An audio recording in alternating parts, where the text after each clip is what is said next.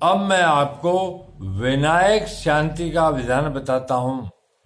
विनायक के प्रिय श्रेष्ठ शांति का मैं वर्णन करता हूं। इसके आचरण से सभी अरिष्ट जो विनाश के कारण होते हैं, इसके आचरण से वो नष्ट हो जाते हैं।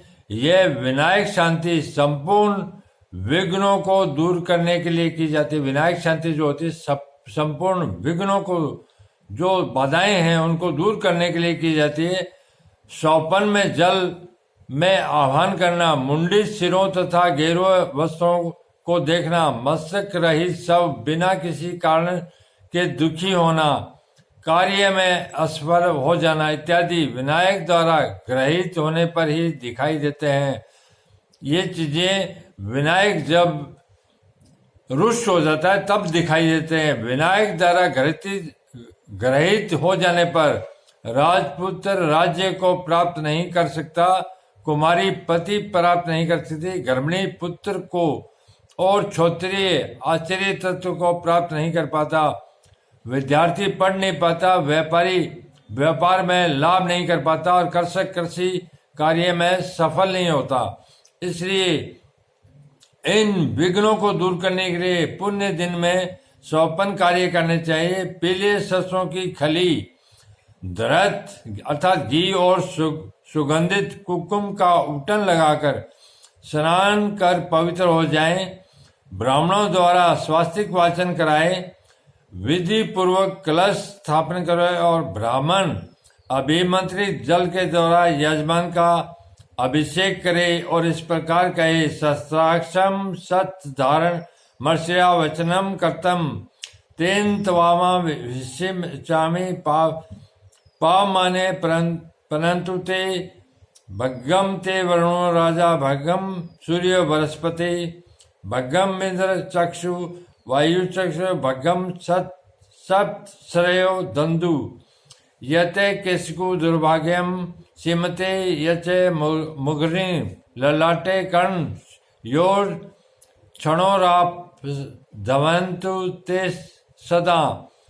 मैं तुम्हें अभिषिक्त कर रहा हूं। पाव मानी ऋचाओं की अधिष्ठा देवता तुम्हें पवित्र करे।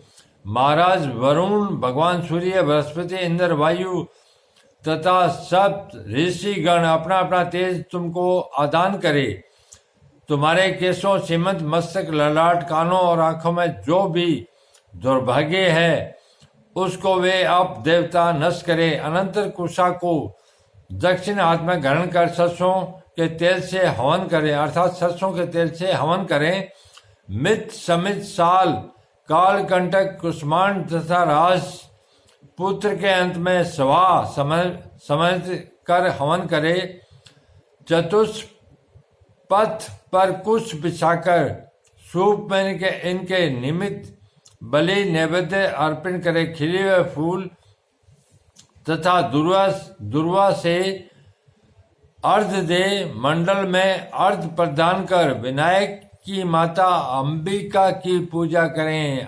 माता अंबिका की पूजा करें और माता अंबिका से ये प्रार्थना करें, मात आप मुझे रूप, यश, ऐश्वर्य, पुत्र तथा धन प्रदान करे और मेरी समस्त कामनाओं को पूर्ण करे।